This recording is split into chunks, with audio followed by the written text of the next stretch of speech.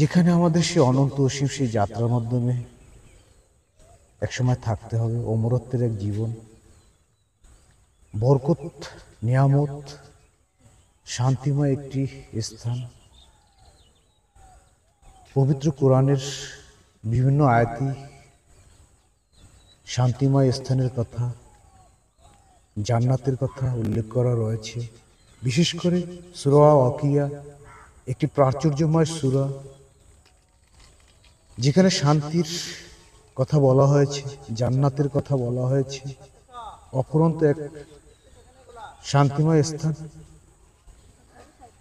খুবই নিয়ামতপূর্ণ একটি স্থান, যেখানে সুখ আর সুখ, অনন্ত এক জীবনযাত্রা মানুষ কাটাবে, যারা এই দুনিয়ার মুখে দুনিয়ালব্ধ পরীক্ষাগারে মহান রব্বুল আলামিনের দিক নির্দেশ মোতাবেক তার হুকুম আহকাম পালন করেছে, তারাই সেদিন পুরস্কার প্রাপ্ত হবে মহাশান্তির সেই জান্নাতের উদ্যানে।